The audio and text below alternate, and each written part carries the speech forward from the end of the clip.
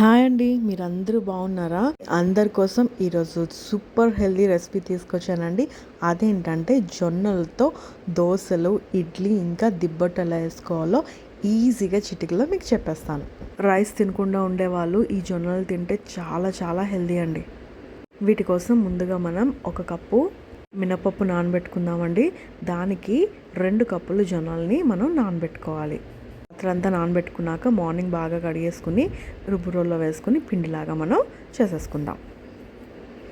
దీంట్లో వేస్తే ఏంటంటే చాలా చాలా సాఫ్ట్గా వస్తుందండి మిక్సీ కన్నా, అందుకే నేను దీన్ని వాడుతున్నాను అనమాట. సో ఇది మనం ఒక బౌల్లో తీసేసుకుని ఒక 6 గంటలు పులవనిద్దాం. 6 గంటలు అయిపోయాక పిండిలాగా ఉబ్బుతుందండి. ఇడ్లీలు కూడా చాలా సాఫ్ట్గా వస్తాయండి, దోశలు అయితే క్రిస్పీగా వస్తాయి. ఈ టెక్నిక్ అంతా పిండి కలుపుకునే విధానం బట్టి ఉంటుందండి. ఒక గిన్నెలో మనం పిండి తీసుకుని దాంట్లో కొంచెం ఉప్పు వేసుకుని బాగా మిక్స్ చేసుకున్నాక ఇడ్లీ పాత్ర తీసుకుని దానికి నెయ్యి రాసుకున్నాక దాంట్లో మనం ఇడ్లీలాగా వేసేసుకుందాం.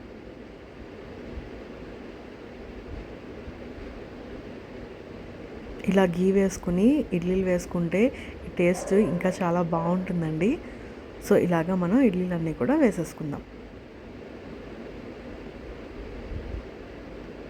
సో ఇప్పుడు ఒక గిన్నెలో కింద వాటర్ వేసుకుని ఇడ్లీ ప్లేట్స్ని పెట్టేసుకుందాం.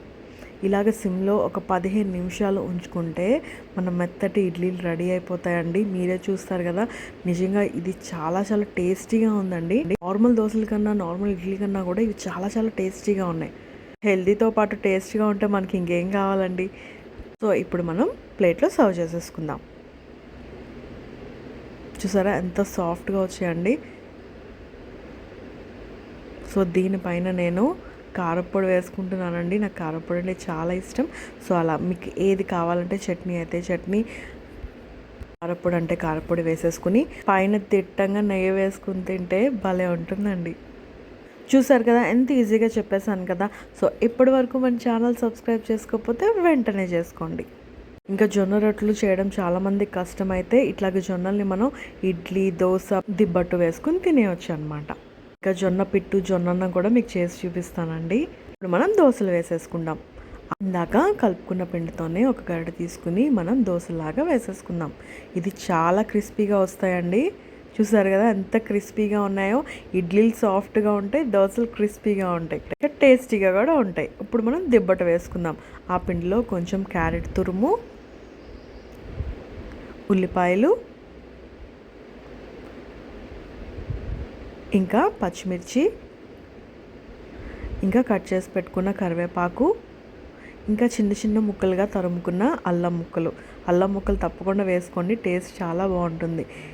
ఇంకా ఇదంతా కూడా బాగా కలుపుకున్నాక దిబ్బట్టులాగా వేసేసుకుందాం. దిబ్బట్టుకి ప్యాన్ మీద కొంచెం ఆయిల్ ఎక్కువ వేయాలండి, లేకపోతే అతుక్కుపోతుంది.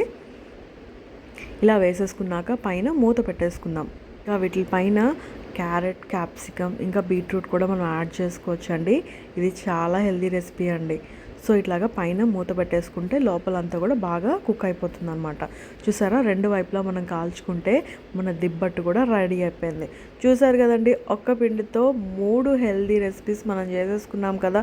ఎందుకంటే వారం అంతా అరే ఇడ్లీయా దోశ అనుకోకుండా ఒకరోజు ఒక వెరైటీ చేసుకుని పెట్టుకుంటే టేస్ట్కి టేస్ట్, హెల్త్కి హెల్త్. చూసారు కదండి, ఇంత ఈజీ రెసిపీ చిటికలో చేసి చూపించినందుకు మీరు మన ఛానల్ వెంటనే సబ్స్క్రైబ్ చేసుకొని అన్ని వీడియోస్ వాచ్ చేసేయండి. అంతవరకు బాయ్.